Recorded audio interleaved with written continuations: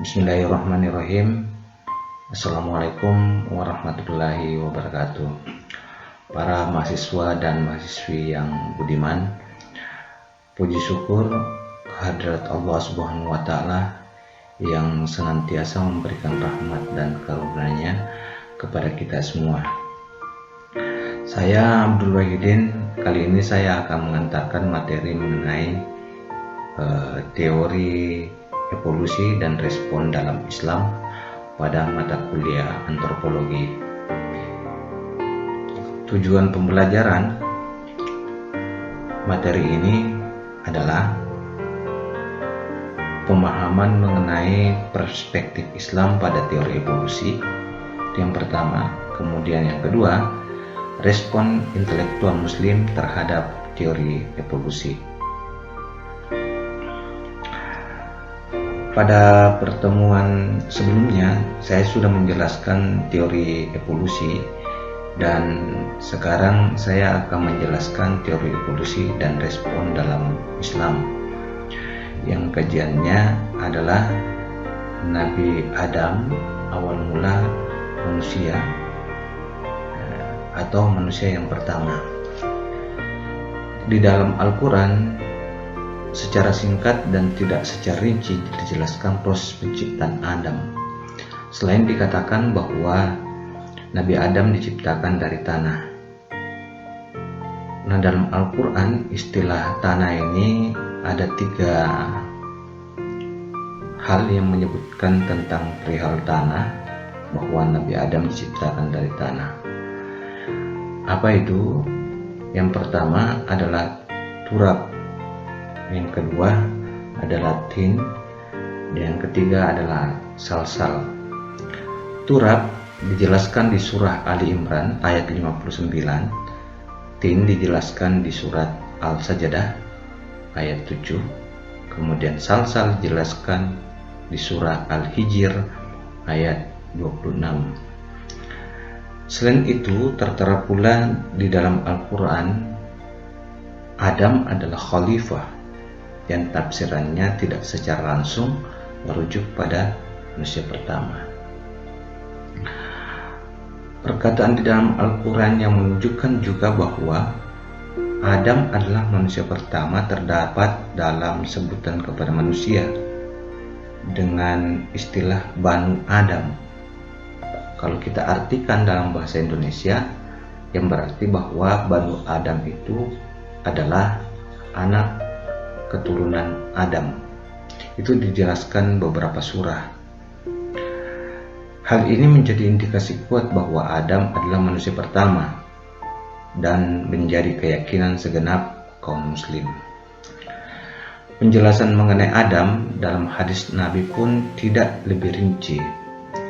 Di dalam hadis dikatakan bahwa Adam tercipta dari semua unsur tanah, bahwa setelah diciptakan Tuhan meninggalkan Adam, panjang Adam itu 60 hasta.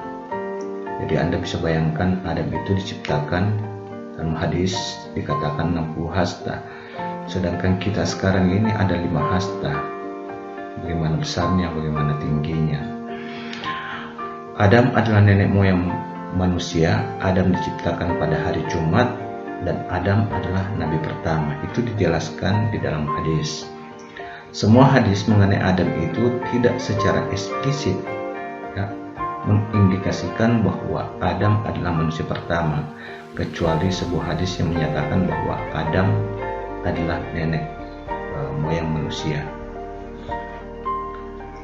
Meskipun sumber-sumber utama Islam mengenai manusia pertama amatlah sedikit, namun keyakinan ini amat kuat dipercaya oleh kaum muslim. Keyakinan ini tampak juga berhubungan dengan 2 agama lainnya, yaitu agama Kristen dan Yahudi. Kristen dan Yahudi tersebut memiliki sumber yang lebih terperinci lagi mengenai Adam sebagai manusia pertama, sebagaimana diceritakan di dalam kitab Kejadian yang diimani oleh kedua agama ini. Tapi dapat disimpulkan bahwa Islam, Kristen maupun Yahudi memiliki narasi yang relatif sama mengenai asal-usul manusia dan manusia pertama. Perbedaan ketiganya hanyalah di perinciannya dan perihal sifatnya. Narasi mengenai asal-usul manusia dan manusia pertama di dalam Islam dan dalam semua agama Samit kini ditentang oleh sains. Sains melihat narasi kejadian manusia dengan sudut pandang biologi evolusionis. Evolusi mengatakan bahwa manusia diciptakan bukan dari tanah, melainkan melalui proses perubahan yang sangat lamban dan lama. Perubahan ini tidak berlaku kepada manusia, melainkan berlaku juga kepada semua hewan. Semua makhluk hidup berasal dari makhluk yang memiliki bentuk dan kemampuan yang sangat sederhana menuju bentuk dan kemampuan yang kompleks dan rumit sama seperti sekarang ini. Hingga kini para saintis menganggap bahwa teori evolusi menawarkan penjelasan yang paling memuaskan mengenai makhluk hidup di atas bumi. Berbagai rekayasa genetis dan farmasi dikembangkan dengan asumsi bahwa makhluk hidup berevolusi. Beberapa temuan fosil dan benda-benda arkeologis pun oleh para saintis dijelaskan dengan teori ini. Semua ini membuktikan bahwa teori bukan sekedar teori kosong tanpa bukti, melainkan sudah menjadi dasar dari beberapa teknologi dan kerja ilmiah selain biologi.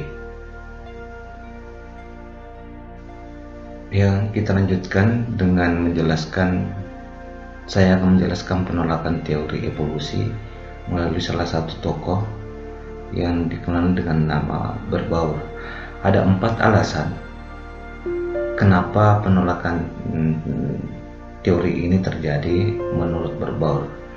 Mari kita lihat penjelasannya sebagai berikut. Menurut Berbaur, alasan penolakan pertama yaitu teori evolusi meniadakan sosok Adam sebagai manusia pertama. Saya ulangi, teori evolusi meniadakan sosok Adam sebagai manusia pertama. Apa penjelasannya Berbaur? Bagi teori ini, manusia atau Homo sapiens adalah hasil evolusi dari makhluk sebelumnya. Jadi saya harapkan kalian sudah tahu Homo sapiens itu apa. Sebelumnya itu ada manusia sebelum manusia purba, maksudnya sebelum Homo sapiens. Sebelum Homo sapiens terdapat beberapa jumlah manusia yang mirip manusia dan hidup jauh sebelum manusia itu ada, yaitu Australopithecus, kemudian Neanderthal, dan yang lainnya adalah Pithecanthropus erectus, yang ciri-ciri fisiknya mirip manusia, sudah hidup ratusan ribu tahun sebelum Homo sapiens. Maka kesimpulan Baur mengatakan bahwa dengan demikian keberadaan Adam yang diciptakan dari tanah ditolak oleh teori ini. Itu alasan pertama. Lanjut kita ke alasan kedua. Alasan kedua menurut Berbaur adalah teori evolusi meruntuhkan kedudukan manusia sebagai sekedar hewan tanpa keistimewaan yang sifatnya ilahi. Jadi di dalam Islam dijelaskan ya, dan juga agama-agama lainnya, manusia menempati posisi mulia di atas segenap hewan. Itu dijelaskan dalam surah Al-Isra ayat 70, dan diciptakan dalam bentuk yang paling baik. Itu diceritakan dalam surah Al-Tin ayat 4. Namun teori evolusi mengubah anggapan ini, mengatakan bahwa posisi manusia sama saja dengan hewan. Ya, saya ulangi, posisi manusia sama saja dengan hewan. Berarti bertolak belakang dengan surah yang saya sebutkan tadi. Kesamaan itu dinyatakan bahwa manusia dan kera berasal dari leluhur yang sama. Para saintis evolusionis menyodorkan banyak bukti yang perkuat pandangan ini. Itu menurut Borbauer alasan kedua. Bagaimana dengan alasan ketiga? Alasan ketiga menurut Borbauer, teori evolusi menganggap bahwa aspek pemikiran dan mental manusia adalah hasil dari proses evolusi. Jadi moral dan etika itu katanya menurut teori evolusi itu berasal dari evolusi. Alih-alih begitu saja tertanam sejak awal kejadian manusia. Dengan demikian, pemikiran mengenai moral adalah hasil dari proses evolusi manusia dalam menghadapi lingkungannya. Ini menurut teori evolusi ya. Hal ini bertentangan dengan pandangan Islam dan agama Samit lainnya menganggap bahwa sumber moral manusia adalah kitab suci yang diwahyukan oleh Tuhan.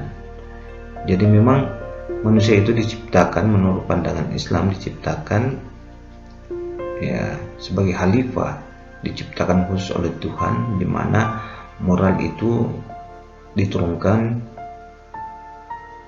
dan diwahyukan kepada Tuhan. Berbeda dengan teori evolusi ini. Dan alasan terakhir menurut Borbauer atau alasan keempat adalah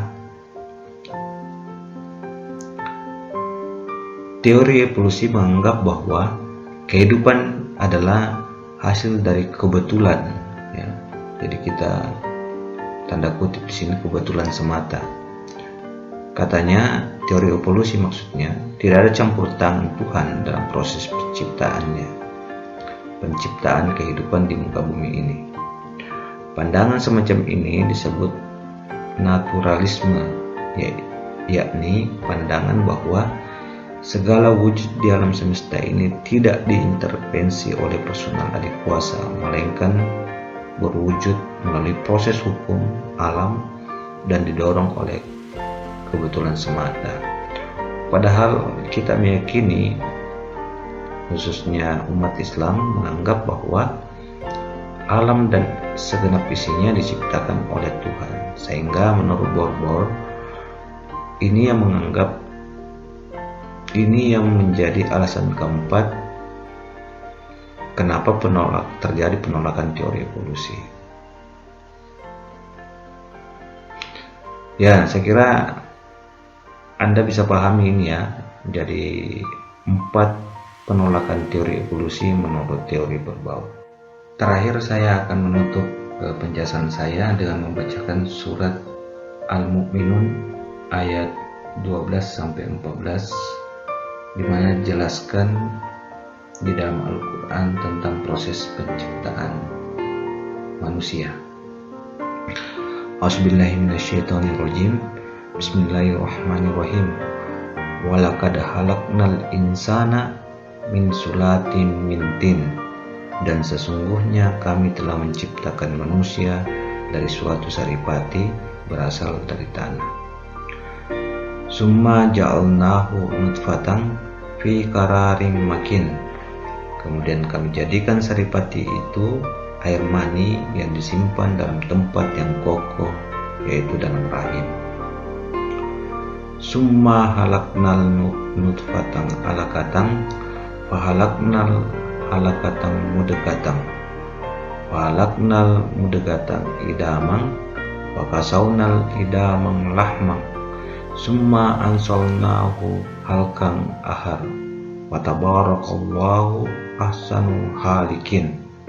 Kemudian air mani itu kami jadikan segumpal darah, lalu segumpal darah itu kami jadikan segumpal daging, dan segumpal daging itu kami jadikan tulang belulang. Lalu tulang belulang itu kami bungkus dengan daging, kemudian kami jadikan dia makhluk yang berbentuk lain. Maka Maha Suci Allah, Pencipta yang paling baik. Demikian penjelasan dari saya. Mudah-mudahan penjelasan saya ini akan memberikan dan nilai tambah bagi kita semua. Demikian, terima kasih. Wabillahi taufiq wal hidayah. Assalamualaikum warahmatullahi wabarakatuh.